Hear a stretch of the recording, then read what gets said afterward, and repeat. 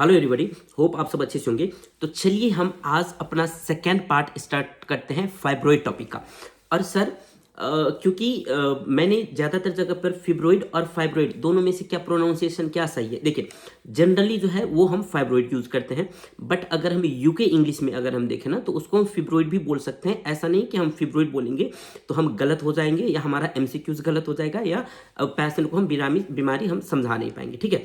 तो चलिए ये फिब्रॉइड और फाइब्रॉइड को हम छोड़ते हैं। तो आज जो हम टॉपिक स्टार्ट करें वो है फाइब्रॉइड, और हम आज फाइब्रॉइड से ही हम पढ़ेंगे, ठीक है। तो हमने इससे पहले पढ़ा था कि प्रोटेक्टिंग फैक्टर क्या है फाइब्रॉइड का, ठीक है। आज हम पढ़ेंगे फाइब्रॉइड पे किस किस कंडीशन में कौन कौन सा इफेक्ट होता है। जैसे कि फॉर एग्जांपल अगर पेशेंट मेनोपॉज में है, पेशेंट अगर मेनोपॉज में है तो क्या होगा फाइब्रॉइड का जब पेशेंट मेनोपॉज में है तो देखिए मेनोपॉज के कंडीशन में क्या होता है कि एस्ट्रोजन का लेवल कम हो जाता है, और जब भी एस्ट्रोजन का लेवल कम होगा तो क्या होगा, और जैसे कि हमने पहले पढ़ा है पहले टॉपिक में कि एस्ट्रोजन डिपेंडेंट ट्यूमर है फाइब्रॉइड, ठीक है।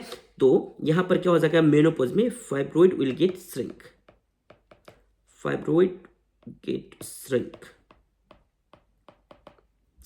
ठीक है, श्रिंक हो जाएगा फाइब्रॉइड। उसके बाद सर ओसीपी अगर कोई भी फीमेल यूज कर रही है, क्योंकि आपने बताया था कि ओसीपी जो है वो रिस्क फैक्टर है, हमने यहां पर तो पढ़ा है यूज ऑफ हार्मोनल कॉन्ट्रासेप्टिव। तो सर फिर यहां पर ओसीपी पे कौन सा इफेक्ट होगा, तो जब भी पेशेंट देखिए अगर पेशेंट ओसीपी ले रही है पहले से तो वहां पे रिस्क होगा फाइब्रॉइड का।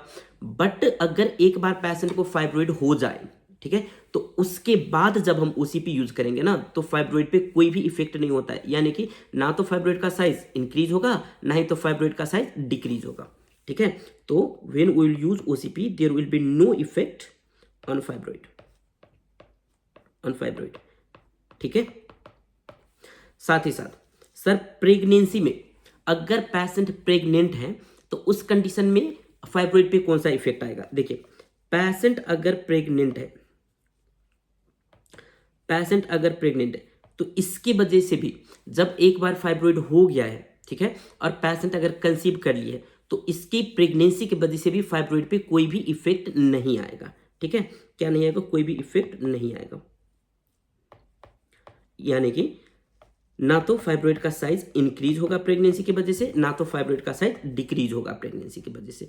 तो ये बेसिक चीज आपको पता होना चाहिए। और मेन जो आपको याद रखना है ये है ओसीपी, क्योंकि हमने रिस्क फैक्टर में पढ़ा है कि ओरल कॉन्ट्रासेप्टिव के यूज से फाइब्रॉइड हो सकता है, और यहां हम पढ़ रहे हैं कि ओसीपी देने की वजह से फाइब्रॉइड, यानी कि जब फाइब्रॉइड हो जाए पेशेंट को तब हम ओसीपी दे रहे हैं तो कोई भी इफेक्ट नहीं हो रहा है, नहीं, साइज पे कोई भी इफेक्ट नहीं हो रहा है, ठीक है। साइज ना तो डिक्रीज होगा ना तो इंक्रीज होगा। तो ये है कुछ इफेक्ट जो आपको बेसिकली पता होना चाहिए। उसके बाद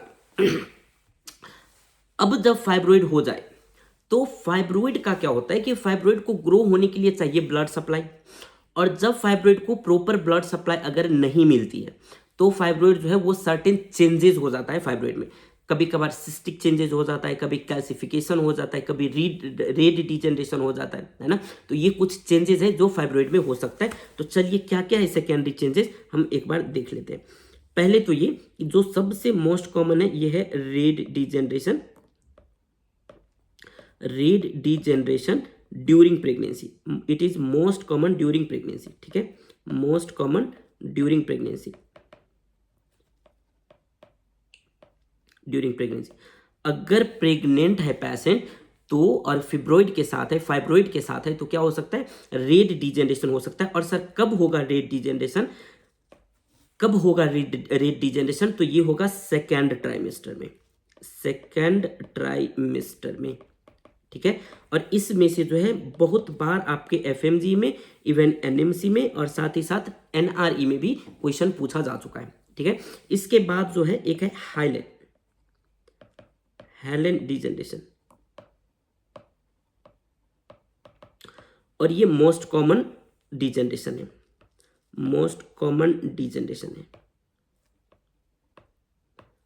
हेलन डिजेनरेशन जो है वो मोस्ट कॉमन डिजेनरेशन। तो अगर आपको डायरेक्टली अगर एग्जाम में पूछ रहे कि what is the most common degeneration of fibroid, तो आपका जो आंसर होगा वो होगा हाइलैंड डिजेनरेशन।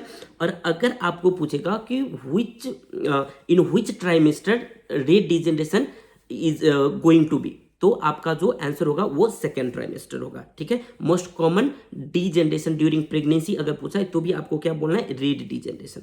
ठीक है, तो प्रेगनेंसी में आपको दो चीज याद रखना है, प्रेगनेंसी में जो होता है वो रेट डिजेनरेशन होता है, और किस ट्राइमेस्टर में होता है तो वो सेकेंड ट्राइमेस्टर में होता है। ठीक है, इसके बाद जो है वो है सिस्टिक डिजेनरेशन,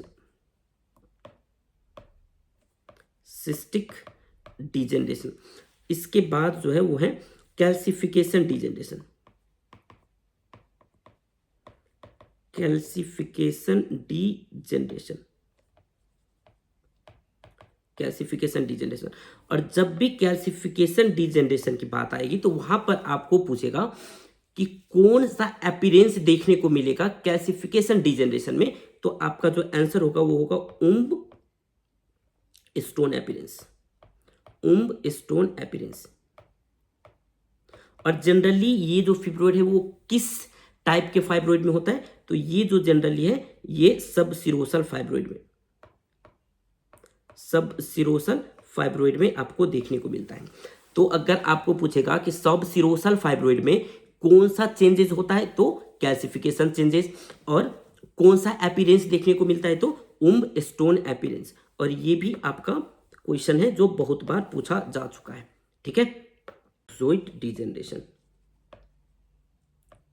और ये इतना इंपॉर्टेंट अभी नहीं है तो हम अभी इस पर कोई भी डिस्कशन नहीं करेंगे। ठीक है, तो सर और कुछ क्वेश्चन है क्या जो इस टॉपिक से पूछते हैं? जी, एक तो आपको जो बहुत बार पूछा हुआ है, ये आपको पूछते हैं कि लिस्ट कॉमन, जो सबसे कम जो सार्कोमेटियस चेंजेस जो होता है, यानी कि जो मैलिग्नेंट चेंजेस जो होता है, मैलिग्नेंसी जो होता है, वो कौन सा फिब्रोइड है?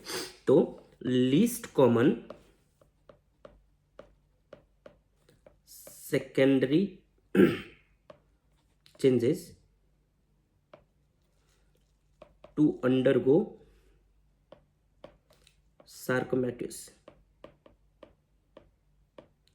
sarcomatous change, and this change seen in postmenopausal women।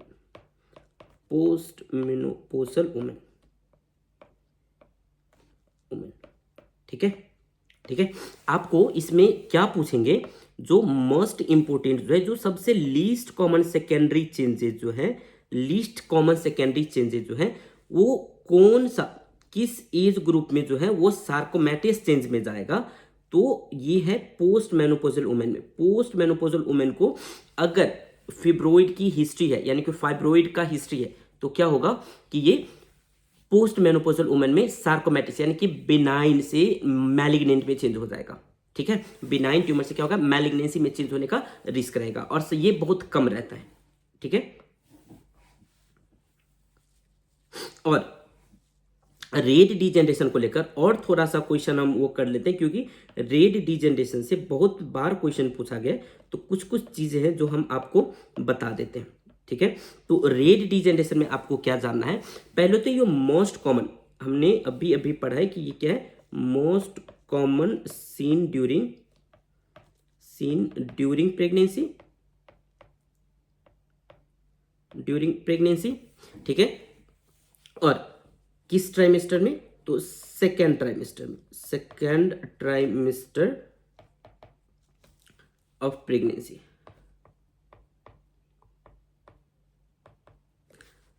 और सर जब हमारे पास पेशेंट आएंगे, या जैसे हमारे पास फीमेल आएंगी रेड डिजेनरेशन की कंप्लेन लेकर, तो हमको कैसे पता चलेगा, तो पहले तो ये जब भी वहां पर रेड डिजेनरेशन का इफेक्ट होगा, तो पेशेंट जो आपके पास आएंगे, इट मीन्स पेशेंट जो आपके पास आएंगी वो आएंगी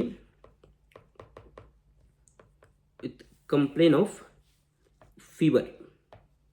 ठीक है, फीवर के साथ आएंगी, साथ ही साथ वोमिटिंग के साथ आएंगी,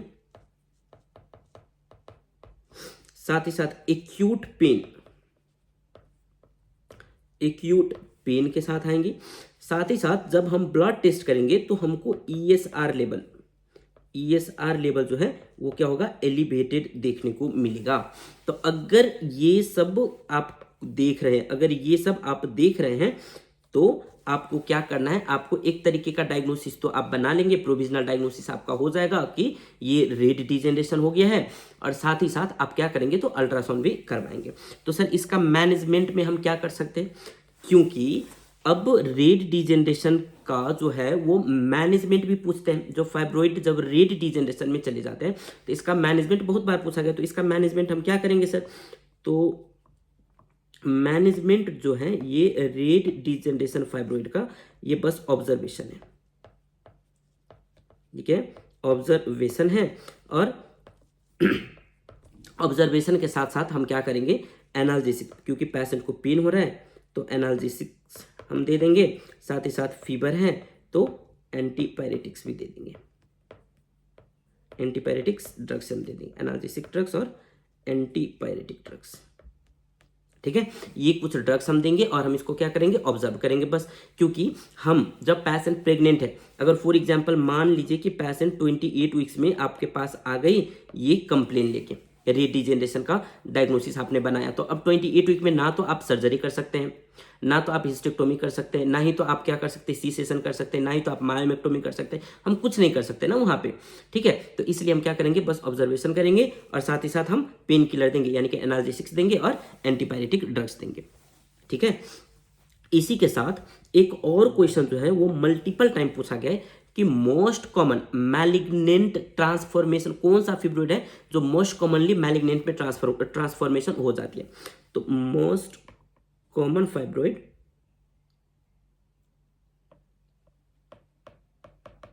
most common fibroid undergoes malignancy, तो वो है सब म्यूकोसल फाइब्रोइड, सब म्यूकोसल फाइब्रोइड, ठीक है। जो मोस्ट कॉमनली जो फाइब्रोइड है जो क्या हो सकते हैं, कैंसरस में यानी कि मैलिग्नेंसी में जो चेंज हो सकते हैं वो कौन सा है, तो वो है सब म्यूकोसल फाइब्रोइड, ठीक है। ये आपको जानना है। अब हम देख लेते हैं कि सर हम इसका इन्वेस्टिगेशन हम कैसे करेंगे, how we are going to investigate the patient and how we are going to confirm which type of fibroid is this and the location of fibroid, ठीक है। तो पहले तो आपके पास अगर आपको एग्जाम में पूछते हैं कि what is the investigation of choice for the fibroid, then your answer would be USC, USC, और यूएससी में कौन सा यूएससी, तो टीबीएस इज द बेस्ट, ठीक है। यूएससी अगर ऑप्शन में टीबीएस दिया हुआ है तो आप टीबीएस पर टिक लगाएंगे, अगर टीबीएस नहीं दिया हुआ है तो आप यूएससी पर बस टिक लगाएंगे, ठीक है। अगर वो आपको पूछते हैं definitive investigation of choice, definitive investigation of choice अगर वो पूछते हैं तब हम करेंगे एमआरआई, ठीक है। क्या हम करेंगे, एमआरआई। तो एमआरआई सर हम डायरेक्टली यूएससी ना कर हम एमआरआई क्यों नहीं कर सकते हैं, क्योंकि देखिए एक तो एमआरआई कॉस्ट इफेक्टिव नहीं है, थोड़ा सा एक्सपेंसिव है, दूसरा ये कि नॉर्मली हम डायग्नोसिस हम बना सकते हैं जब थोड़ा कम पैसे खर्च करके और हमको एग्जैक्ट डायग्नोसिस मिल जाते हैं, तो क्यों हमको इतना एक्सपेंस करवाना है पेशेंट का। दूसरा तो ये कि हम एमआरआई तब हम करवाते हैं जब हमको मैलिग्नेंसी का सस्पेक्ट मिले या फाइब्रोइड का जो साइज है वो बड़ा हो जाए, ठीक है। तो उस कंडीशन में हम एमआरआई करवाते हैं। तीसरा हम हिस्टेरोस्कोपी भी कर सकते हैं, तीसरा हम क्या कर सकते हैं, हिस्टेरोस्कोपी भी कर सकते हैं। चौथा जो है वो हम लैप्रोस्कोपी भी कर सकते हैं, लैप्रोस्कोपी भी कर सकते हैं, और साथ ही साथ सलाइन इन्फ्यूजन सोनोग्राफी भी कर सकते हैं, सलाइन इन्फ्यूजन सोनोग्राफी भी हम कर सकते हैं, ठीक है। सलाइन इन्फ्यूजन सोनोग्राफी भी हम कर सकते हैं। तो सर ये सलाइन इन्फ्यूजन सोनोग्राफी क्या है, ये हम रेडियोलॉजी में पढ़ेंगे, अभी फिलहाल के लिए जरूरत नहीं है। अब देखिए ये कुछ यूएससी इमेज हैं जो आपको पता होना चाहिए। अब देखिए ये है यूट्रस, ठीक है। अब यूट्रस में ये जो एरिया है ये है आपका एंडोमेट्रियम, और ये फिब्रोइड जो है ये एंडोमेट्रियम को क्या कर रहा है, इरिटेट कर रहा है, यानी कि एंडोमेट्रियम को इफेक्ट कर रही है। तो ये कौन सा फिब्रोइड होगा, तो सब म्यूकोसल फिब्रोइड जो हमने पढ़ा था फर्स्ट पार्ट में। अब यहाँ पर देखिए ये है यूट्रस, ठीक है। अब यहाँ पर है थोड़ा सा बल्जिंग, और यहाँ पर है एंडोमेट्रियम, और साथ ही यहाँ जो है ये है आपका फिब्रोइड। तो ये कौन सा है, ये है सब सिरोसल, ठीक है। और यहाँ पे ये हो गई आपकी यूट्रस, ठीक है। यहाँ पर है एंडोमेट्रियम और यहाँ पर है फाइब्रोइड। यहाँ पर क्या है, फाइब्रोइड। तो ये कौन सा फाइब्रोइड है, तो ये है इंट्राम्यूरल, ठीक है। ये है आपका टीवीएस इमेज का, यहाँ पर है एंडोमेट्रियम और यहाँ पर है फाइब्रोइड। तो ये कौन सा है, ये भी मायोमेट्रियम पर है, तो ये भी कौन सा होगा, इंट्राम्यूरल होगा, ठीक है। अब आपको और थोड़ा सा रिवीजन हम करवा दें कि sir most common fibroid undergoes calcification is सब सिरोसल फाइब्रोइड, सब सिरोसल फाइब्रोइड जो मोस्ट कॉमनली जो कैल्सिफिकेशन में चेंज हो जाता है वो कौन सा फाइब्रोइड होता है, तो होता है सब सिरोसल fibroid. Most common fibroid which make uterine inversion, तो वो कौन सा होगा, फंडल सब म्यूकोसल फाइब्रोइड, फंडल सब म्यूकोसल फाइब्रोइड, ठीक है। अब ये क्या है, देखिए अब ये हो गई यूट्रस, ठीक है।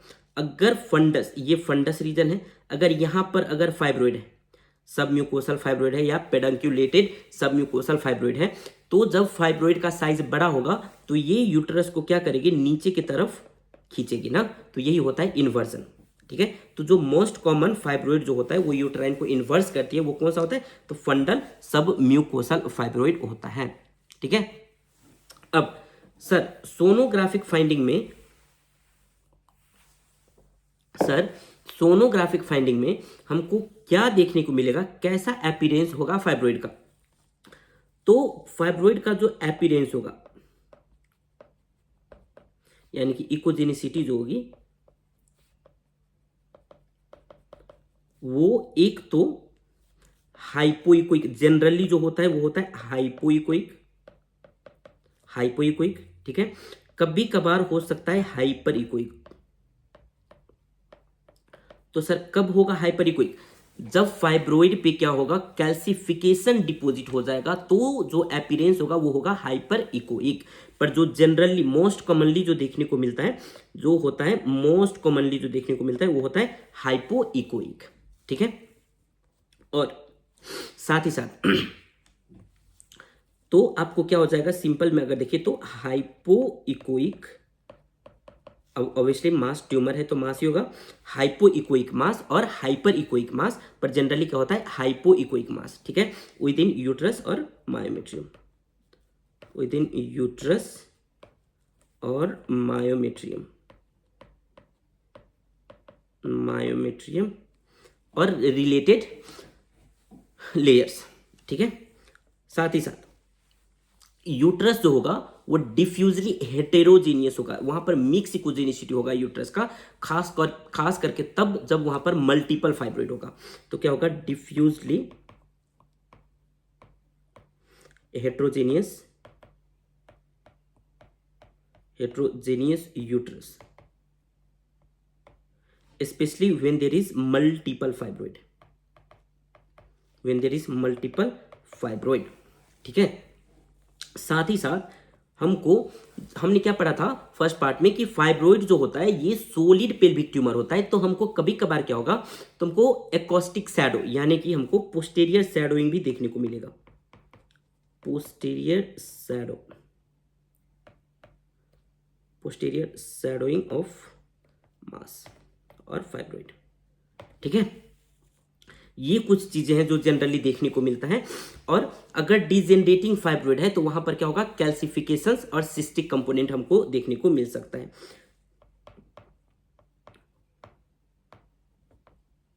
डिजेनरेटिंग फाइब्रोइड्स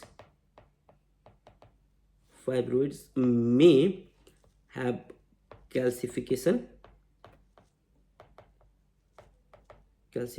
और सिस्टिक कंपोनेंट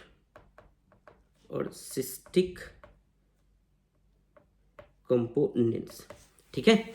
ये कुछ अल्ट्रासाउंड फाइंडिंग है जो आपको देखने को मिलेगा। साथ ही साथ इसमें आपको साइज भी देखने को मिलेगा, और साइज में आपको नोटिस करना है कि is it less than 10 centimetre और मोर देन 10 सेंटीमीटर। बिकॉज जो फाइब्रोइड का जो मैनेजमेंट है ना वो साइड पे भी डिपेंड होता है। ठीक है, तो आपको फाइब्रोइड का साइज देखने को मिलेगा। इकोजेनिसिटी जनरली हाइपो इकोइक होता है, बट कभी कभार हमको हाइपर इकोइक भी देखने को मिल सकता है। और कब हाइपर इकोइक देखने को मिलेगा, जब फाइब्रोइड डिजेनरेटिव चेंजेस में जाएगा और खासतौर पे कैल्सिफिकेशन डिजेनरेशन में जाएगा, उस कंडीशन में देखने को मिलेगा। और साथ ही साथ जो यूट्रस जो होगा वो हेट्रोजेनियस इन लार्ज यूट्रस होगा। ठीक है, तो ये कुछ चीजें हैं। और मास में हमको पोस्टीरियर शैडोइंग भी देखने को मिल सकता है। जो मास होता है ना, जो फाइब्रोइड होता है, उसका पोस्टीरियर शैडोइंग भी हमको देखने को मिल सकता है।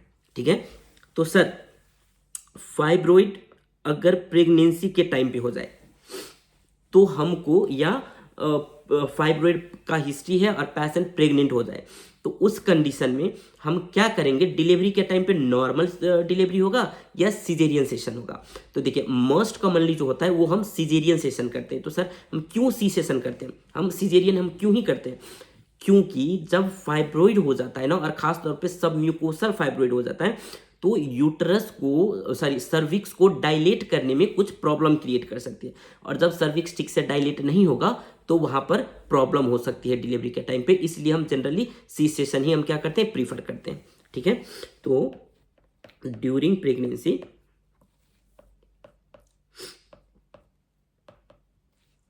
If there is fibroid,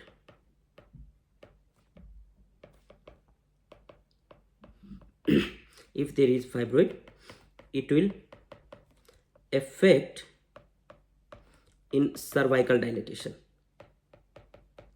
cervical dilatation,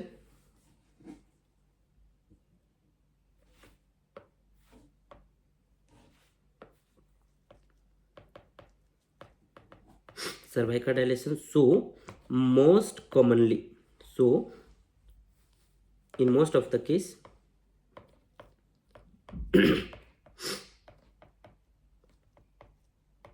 C section is required. C section is required at the time of delivery. At the time of delivery.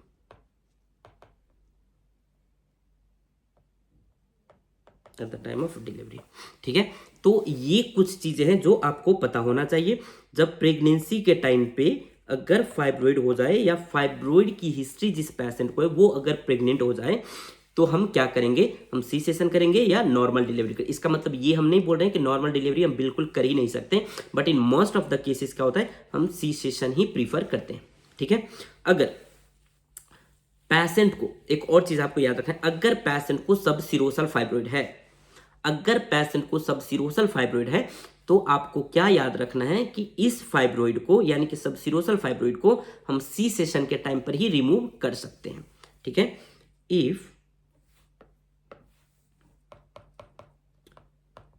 female is pregnant and subserosal fibroid,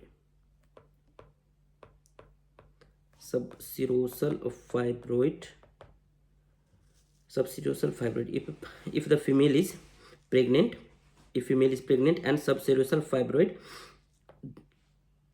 is present, is diagnosed, if subserosal fibroid is diagnosed, then we can remove this fibroid during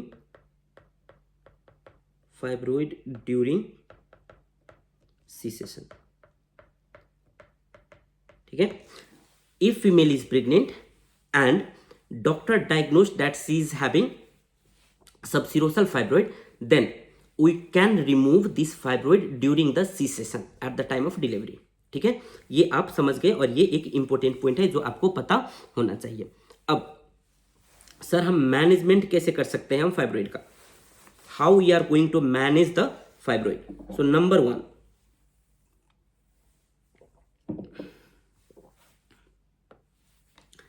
we can manage fibroid by 3 veg.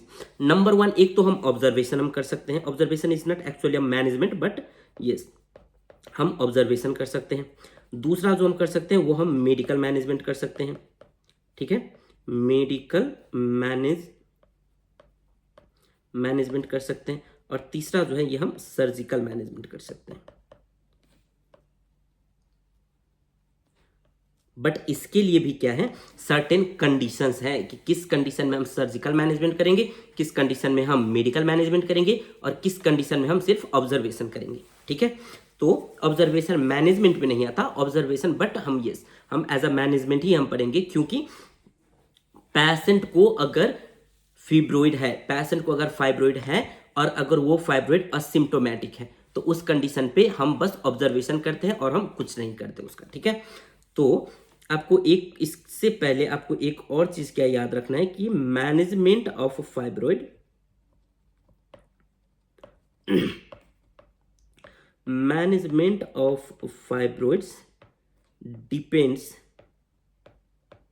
depends on the size, and also it depends, is it symptomatic or asymptomatic, ठीक है। Management जो है वो fibroid का, एक तो वो size पे भी डिपेंड होती है और दूसरा कि ये सिम्टोमेटिक है या असिम्टोमेटिक है इस चीज पे भी डिपेंड होता है, ठीक है। तो सर इसका मतलब क्या हुआ, तो चलिए इसका मतलब हम समझते हैं। इफ fibroids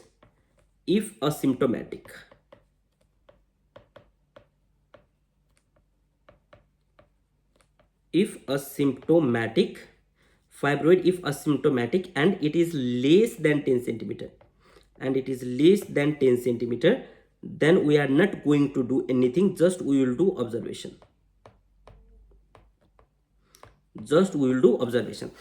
फाइब्रोइड अगर 10 सेंटीमीटर से कम का है और फाइब्रोइड की वजह से कोई सिम्टम्स नहीं है, पेशेंट को कोई भी प्रॉब्लम नहीं है, तो हम उस पर कुछ भी नहीं करेंगे, बस हम ऑब्जर्वेशन करेंगे, ठीक है। अगर आप कुछ करना चाहेंगे भी तो पेशेंट एक तो रेडी नहीं होगी, ठीक है, क्योंकि इंडिया, नेपाल, बांग्लादेश यानी कि साउथ एशियन कंट्री में सर्जरी इतना आसान नहीं होता पेशेंट को कन्विंस करने के लिए, ठीक है। उसके बाद अगर फाइब्रोइड if symptomatic,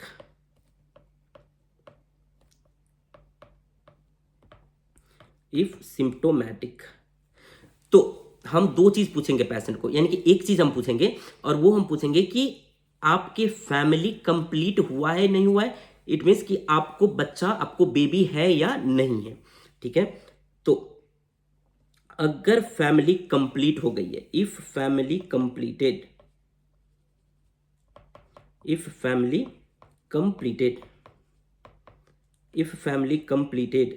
तो हम क्या करेंगे, हम टोटल एब्डोमिनल हिस्टेक्टोमी हम करेंगे। क्या करेंगे? Total abdominal hysterectomy.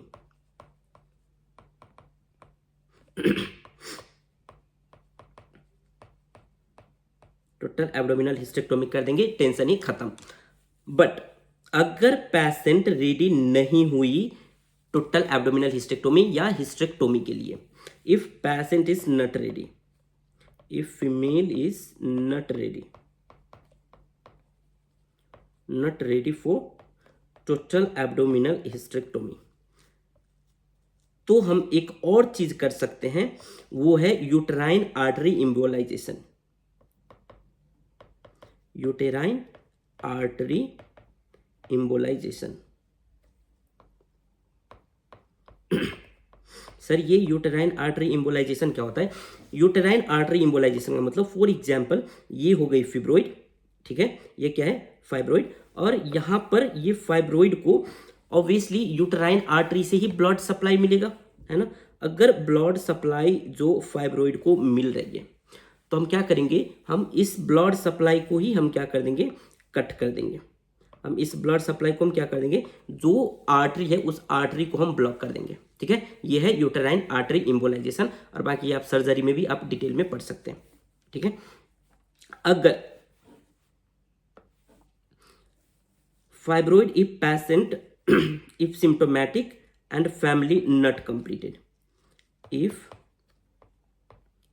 Family not completed. अब अगर फैमिली कंप्लीट नहीं हुई है, इसका मतलब है कि फीमेल को ऑब्वियसली बेबी चाहिए होगा, और जब बेबी चाहिए होगा तो आप तो एब्डोमिनल हिस्टेक्टोमी तो आप कर नहीं सकते, तो आप क्या करोगे इस कंडीशन में, तो आप करोगे मायोमेक्टोमी। मायोमेक्टोमी, और मायोमेक्टोमी जो करोगे ये भी करोगे एक डिवाइस की हेल्प से जिसका नाम है वोनिस मायोमा स्क्रू। वोनिस मायोमा स्क्रू, जो आप ये डिवाइस जो देख रहे हैं, ये डिवाइस जो है ये क्या है, वोनिस मायोमा स्क्रू है।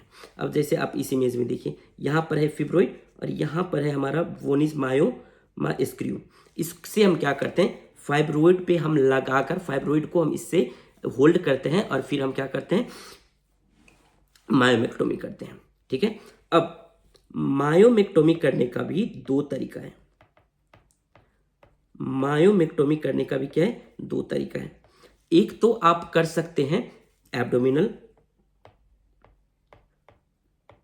एक तो आप क्या कर सकते हैं एब्डोमिनल मेथड, और दूसरा जो है आप कर सकते हैं वो है लैप्रोस्कोपिक मेथड। लैप्रोस्कोपिक मेथड, ठीक है। बट लैप्रोस्कोपिक मेथड करने के लिए, लैप्रोस्कोपिक मेथड से आपको मायोमेक्टोमी करने के लिए आपको दो चीज देखना होगा। नंबर ऑफ फाइब्रोइड कितना है, नंबर ऑफ फाइब्रोइड अगर लेस देन 5 है, number of fibroid less than 5 है, तो आप कर सकते हैं मायोमेक्टोमी लैप्रोस्कोपिक मेथड से। और दूसरा चीज देखना है कि यूट्रस का जो साइज इनलार्जमेंट है वो कितना है, यानी कि यूट्रस का जो साइज है वो ज्यादा इनलार्ज नहीं होना चाहिए। तो सर कितना इनलार्ज होना चाहिए, तो uterus size should not be more then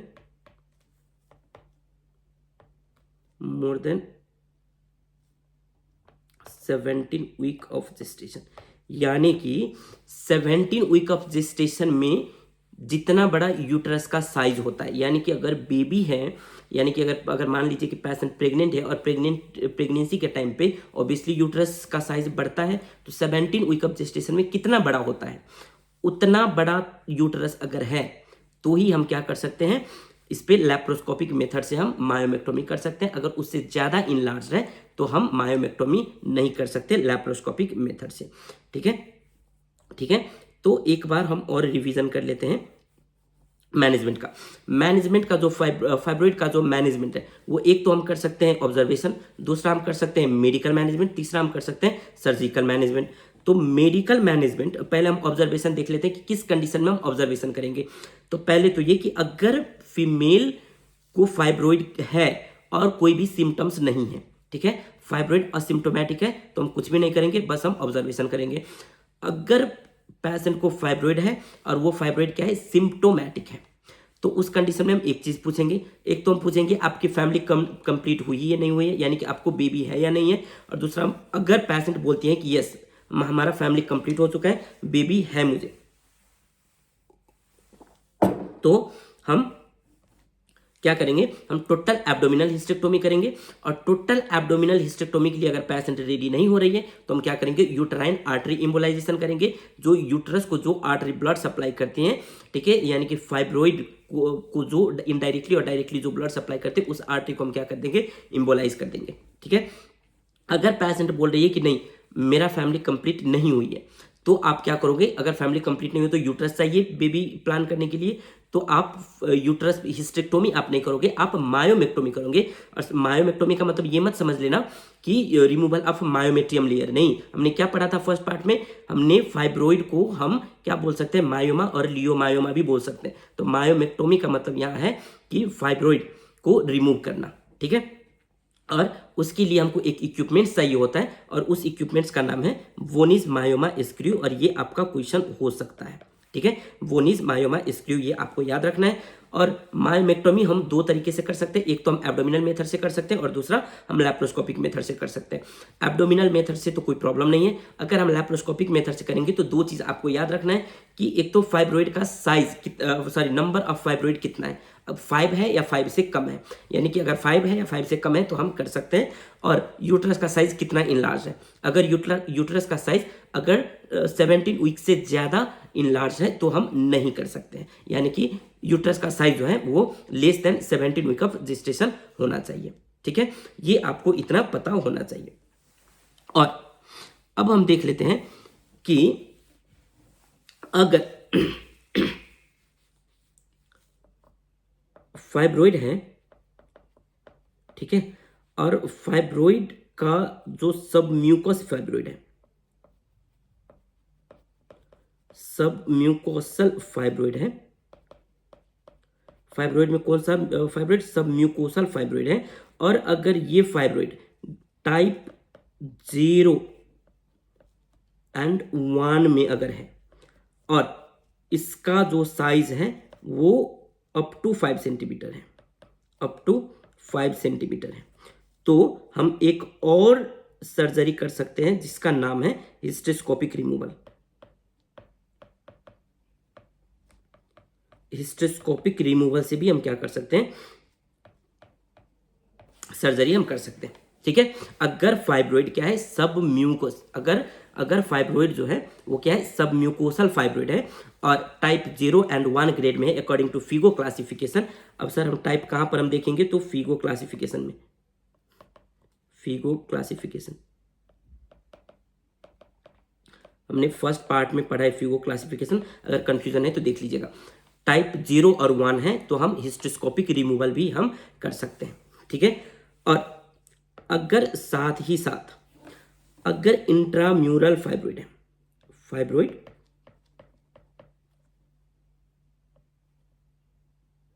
fibroid symptomatic, if symptomatic fibroid symptomatic, और सिम्टोमैटिक में भी कौन सा फाइब्रोइड, तो इंट्राम्यूरल फाइब्रोइड, इंट्राम्यूरल फाइब्रोइड है, तो पहले हम मेडिकल मैनेजमेंट हम ट्राई कर सकते हैं। और मेडिकल मैनेजमेंट क्या होगा, तो मेडिकल मैनेजमेंट में पहले तो हम देंगे ओसीपी, ठीक है, oral contraceptive pills. Oral contraceptive pills में क्या होता है, एस्ट्रोजन और प्रोजेस्टेरोन दोनों, राइट, एस्ट्रोजन एंड प्रोजेस्टेरोन दोनों होता है ना, तो ये क्या करती है कि प्रोजेस्टेरोन जो है वो इंडोमेट्रियम को थिक बनाती है, और जब इंडोमेट्रियम थिक होगा तो ब्लीडिंग कम होगा, तो ब्लीडिंग कम होगा, और इसका मेन कंप्लेन ही क्या है, मेनोरेजिया है, तो यहां से क्या होगा, मेनोरेजिया का जो ब्लीडिंग का जो लेवल है वो कम हो जाएगा। उसके बाद है हम प्रोजेस्टेरोन कंटेनिंग आईयूसीडी भी दे सकते हैं, इंट्रा यूटेराइन कॉन्ट्रासेप्टिव डिवाइस दे सकते हैं, जैसे कि मेरिना। ठीक है, हम यानी कि हम प्रोजेस्टेरोन सप्लीमेंट हम देंगे। इसके बाद हम एक मेडिसिन दे सकते हैं जो है ट्रांसेक्समिक एसिड, ट्रांसेक्समिक एसिड अगर एक्सेसिव ब्लीडिंग है, ये हम कब देंगे, if there is excessive bleeding,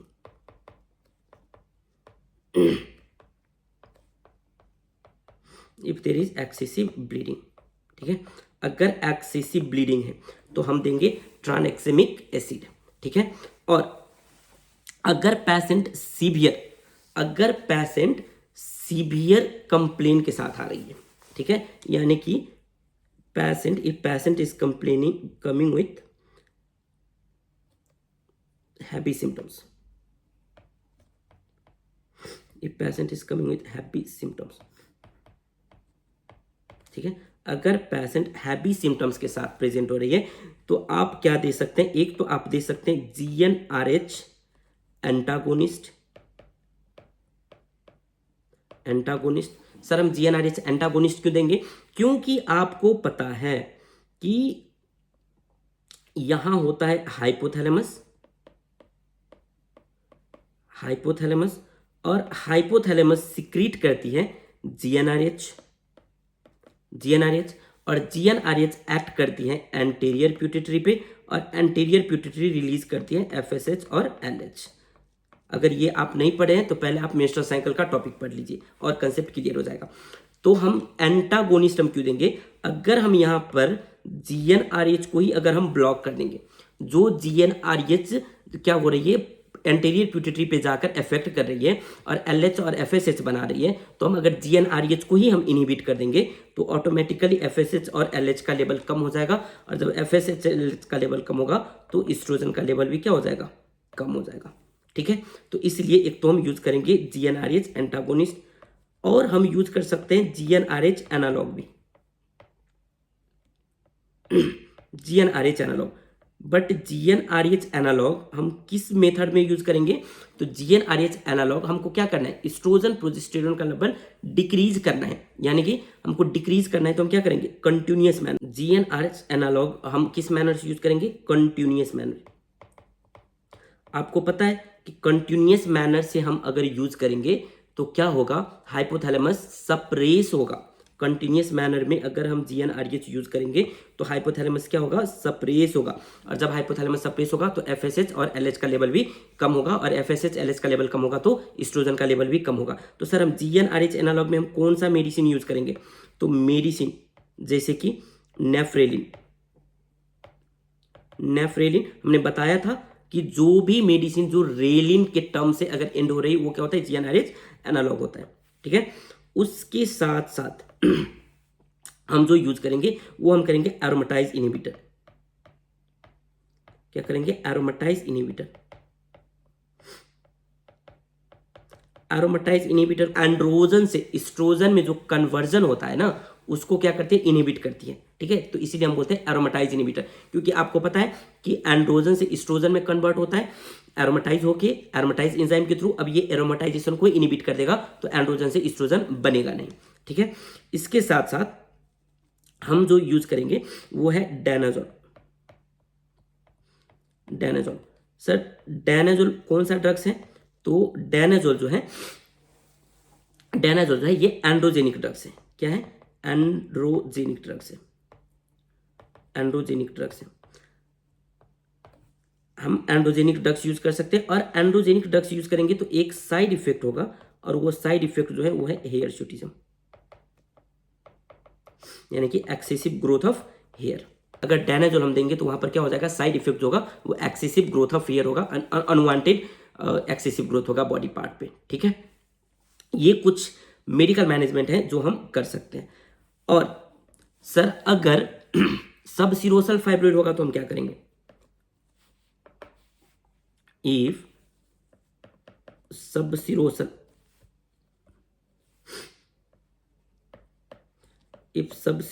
fibroid होगा तो हम क्या करेंगे?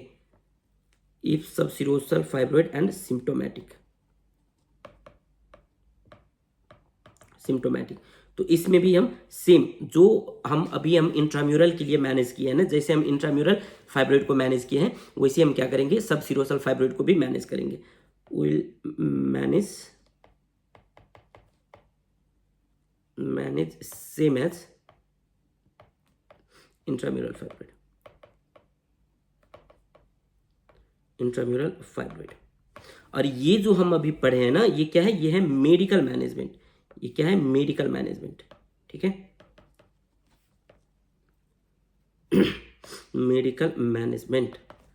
अगर आपको अभी के लिए इतना पता चल गया तो काफी है इस लेवल पे आपको। ठीक है, अभी अगर आप MBBS अगर आप करें तो इतना अगर आपको पता चल गया तो ये काफ़ी है। इससे ज़्यादा अगर आपको जानना है तो आप और भी सोर्सेस देख सकते हैं, बट इतना नॉलेज अगर आपको है तो ये इनफ है। ठीक है, तो अगर आपको ये वीडियो अच्छा लगा तो आप अपने दोस्तों के साथ शेयर कर दीजिए, और साथ ही साथ इस चैनल को सब्सक्राइब भी कर लीजिए। ठीक है, और इस वीडियो को आप डॉकवर्सिटी के वेबसाइट और यूट्यूब पे भी देख सकते हैं। और डॉकवर्सिटी क्या है? तो ये है, अगर आप मेडिकल के लिए फॉरेन प्लान कर रहे हैं तो ये आपको ईच एंड एवरी स्टेप पर गाइड करेंगे। और अगर साथ ही साथ अगर आप कोई फेलोशिप ट्रेनिंग करना चाहते हैं, कोई PG लेवल का ट्रेनिंग करना चाहते हैं, तो इसमें भी आपको डॉकवर्सिटी जो है वो ईच एंड एवरी स्टेप पर हेल्प करेंगे। ठीक है, thank you so much guys.